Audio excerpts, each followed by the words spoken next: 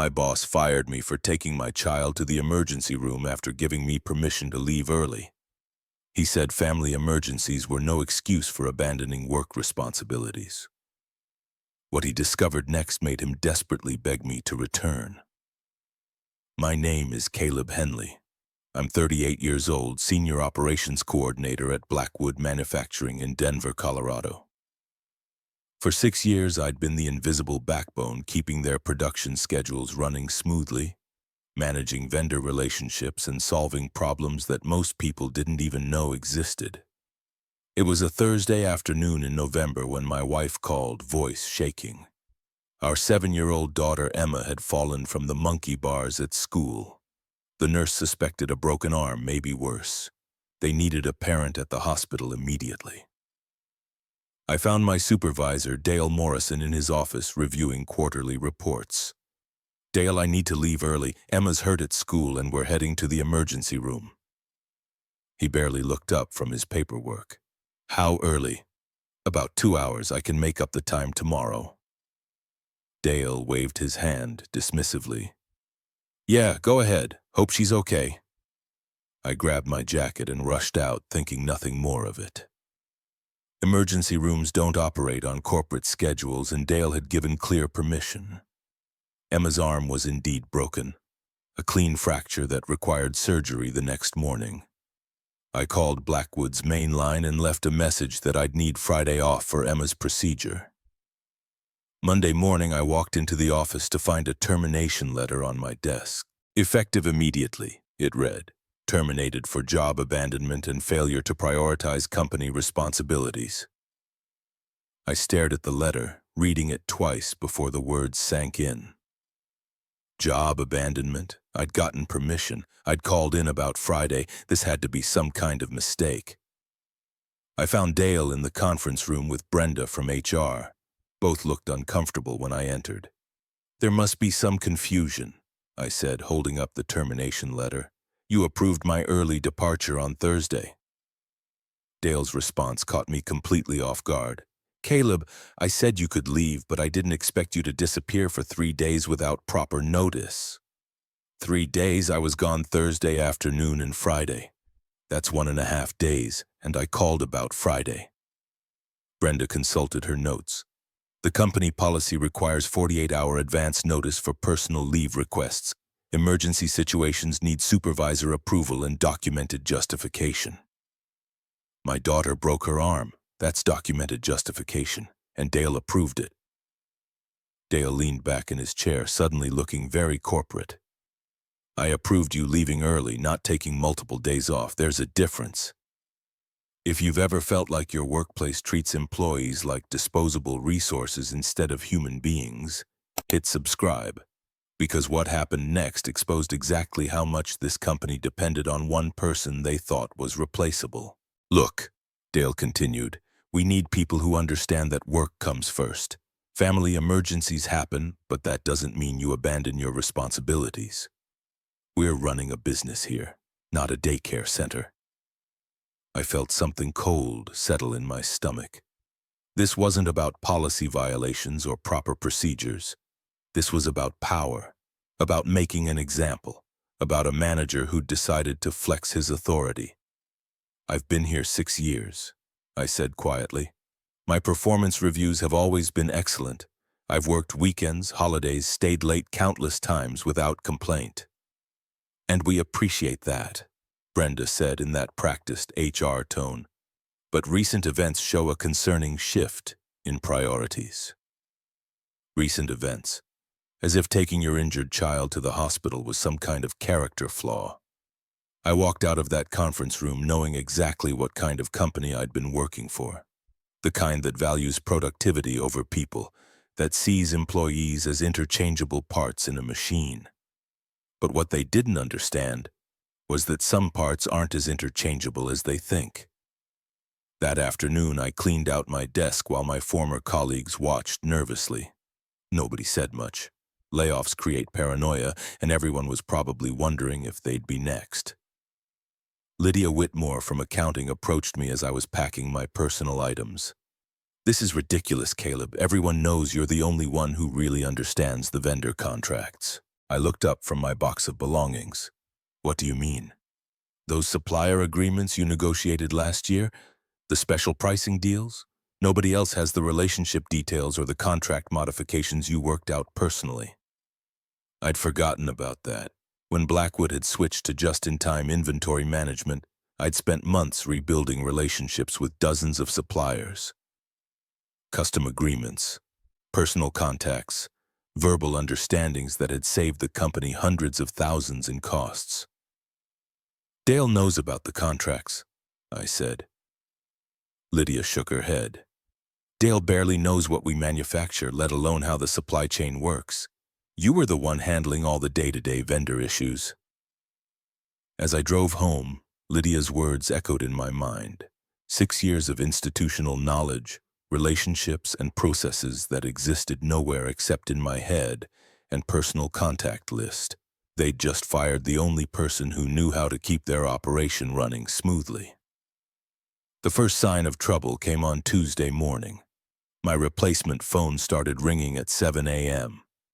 Suppliers calling my personal number because they couldn't reach anyone at Blackwood who understood their current agreements. Ashworth Industries needed approval for a delivery schedule modification. Riverside Materials had questions about their volume discount thresholds.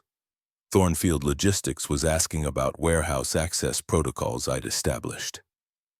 I let every call go to voicemail. By Wednesday, the calls intensified. Suppliers were frustrated, deliveries were getting delayed, and nobody at Blackwood seemed to understand the intricate web of relationships and agreements that kept materials flowing. Thursday brought the real crisis. Peterson Steel called my personal line in a panic. Their shipment had been rejected at Blackwood's receiving dock because the new receiving supervisor didn't understand our modified quality control agreement. "Caleb, what's going on over there?" Peterson's owner asked. "They're saying our steel doesn't meet specifications, but we've been delivering the same product for 2 years under your personal approval." I explained that I no longer worked for Blackwood and couldn't help resolve their issue. The confused silence that followed told me everything I needed to know about how thoroughly Dale had prepared for my departure. Friday afternoon, exactly 1 week after my termination, my phone rang. Blackwood Manufacturing's main number. I almost didn't answer. "Caleb, this is Dale. We need to talk." His voice sounded different, strained. The confident authority from the previous week had been replaced by something closer to desperation. "About what?" I asked. "There have been some complications since you left. Vendor issues, supply chain problems, nothing major, but we could use your help transitioning some of the supplier relationships." "I see. And this help would be?" "Consulting work, temporary basis. We'd pay your hourly rate to help sort things out." I looked out my kitchen window at Emma playing in the backyard, her arm still in a cast, but her spirits recovered. The daughter I'd been fired for taking to the hospital. "I'm not available for consulting," I said simply. "Caleb, be reasonable. You know these suppliers better than anyone. It's just temporary until we get someone up to speed." "Find someone else." "There is no one else. You never documented the relationship details or the custom agreements." And there it was, the admission that they'd fired someone irreplaceable without understanding what they were losing. "That's unfortunate," I replied, then hung up. Weekend passed quietly. Emma and I worked on a puzzle while my wife prepared for her Monday morning interview at a law firm downtown. Life was moving forward, with or without Blackwood Manufacturing. Monday brought revelation. Lydia Whitmore called my personal number during her lunch break. "Caleb, you need to know what's happening here. It's chaos." She explained that 3 major suppliers had suspended deliveries due to unresolved contract disputes. The production line had been shut down twice because of material shortages. Dale was running around trying to fix problems he didn't understand. "The CEO flew in from Chicago this morning," Sarah said. "There's an emergency board meeting this afternoon. Word is they're hemorrhaging money." Tuesday, my phone rang again. This time it wasn't Dale. Mr. Henley, this is Victoria Blackwood, CEO of Blackwood Manufacturing. I believe we need to have a conversation. Her voice was crisp, professional, but I could hear the underlying tension. About what, Ms. Blackwood? About coming back to work. Dale Morrison has been relieved of his supervisory duties. We're prepared to offer you his position along with a substantial salary increase. I almost laughed. They'd fired me for taking my daughter to the hospital, and now they wanted to promote me. I'm not interested in returning to Blackwood. Mr. Henley, I understand there were some unfortunate circumstances surrounding your departure. We're prepared to make this right. By firing the supervisor who terminated me for a family emergency.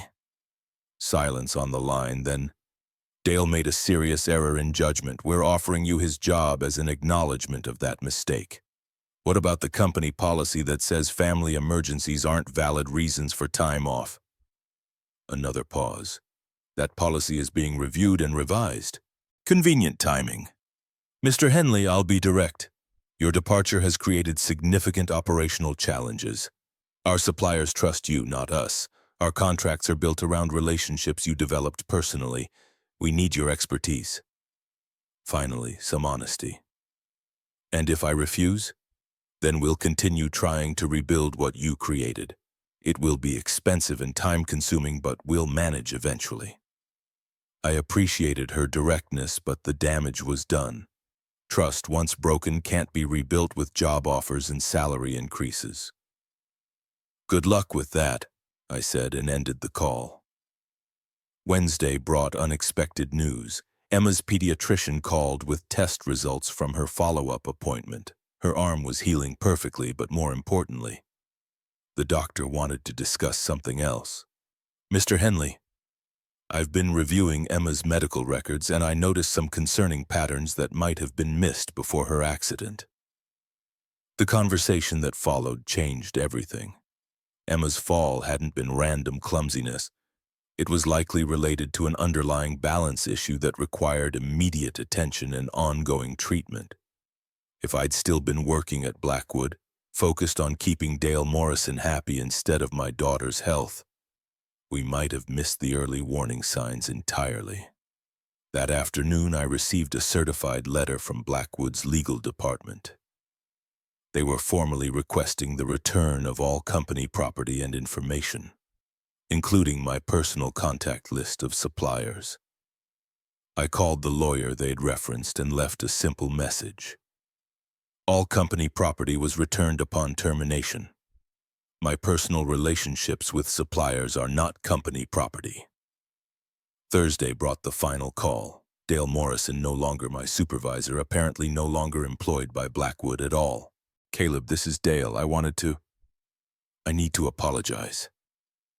His voice was defeated, completely different from the man who'd lectured me about work priorities 2 weeks earlier. Apologize for what? For everything.